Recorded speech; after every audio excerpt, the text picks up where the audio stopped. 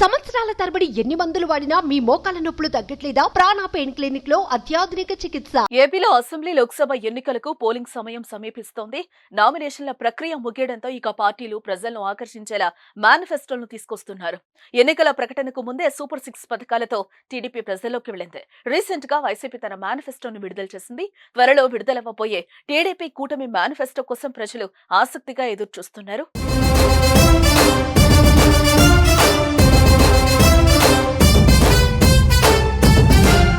మేము అమలు చేసే పథకాలతోనే మేనిఫెస్టో రూపొందించామని ఆ పార్టీ అధినేత జగన్ ప్రకటించారు. సంక్షేమ పథకాలకే పెద్దపీట వేసినట్లుగా తెలుస్తోంది.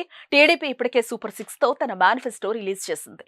అధికారంలోకి వస్తే తమ ప్రాధాన్యతలు ఏంటో చెప్పకనే చెప్పింది. సూపర్ 6 లో పూర్ టు రిచ్ అని ఇచ్చిన హామీతోనే తెలుగుదేశం పార్టీ సంక్షేమం, అభివృద్ధికి ఎలాంటి ప్రాధాన్యం ఇస్తుందో తెలుస్తోంది.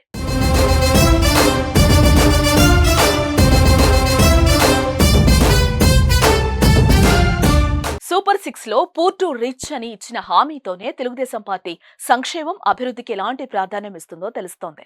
పేదరికంలో ఉన్న వాళ్లకు సంక్షేమ పథకాలు అందించడంతో పాటు వారి ఆదాయాన్ని పెంచే మార్గాలపై దృష్టి సారిస్తామని తెలుగుదేశం పార్టీ చెప్తోంది.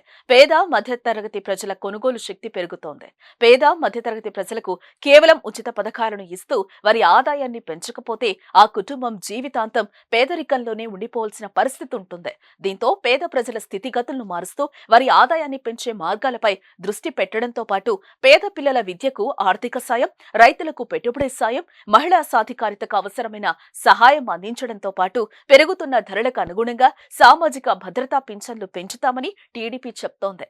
మరోవైపు రాష్ట్ర ఆదాయాన్ని పెంచేందుకు, పరిశ్రమలు వచ్చేందుకు వీలుగా మౌలిక వసతుల కల్పనకు పెద్దపీట వేస్తామని చంద్రబాబు చెప్తున్నారు. వితంతు వృద్ధాప్య పింఛన్ను 4,000కు పెంచుతామని, అది అధికారంలోకి వచ్చిన వెంటనే ఇస్తామని కూటమి ప్రకటించింది. అయితే వైసీపీ 3,500కు పెంచుతామని, అది 2 దఫాలుగా పెంచుతామని జగన్ చెప్పారు. మరోవైపు ఆర్టీసీ బస్సుల్లో మహిళలకు ఉచిత ప్రయాణాన్ని కల్పిస్తామని చంద్రబాబు తెలిపారు. అయితే ఈ అంశంపై వైసీపీ నోరు విప్పలేదు. కేంద్రంలోని బీజేపీతో కూటమి పొత్తులో ఉంది కనుక రాష్ట్రానికి మేలు జరిగేలా నిధులు వచ్చే అవకాశం ఉందని పరిశీలకులు భావిస్తున్నారు.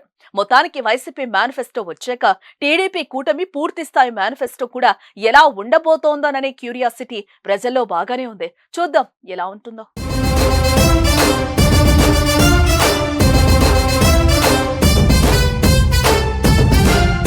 సుమన్ టీవీలో మీ పర్సనల్ అండ్ బిజినెస్ ప్రమోషన్స్ కోసం కింది నెంబర్కి కాంటాక్ట్ చేయండి.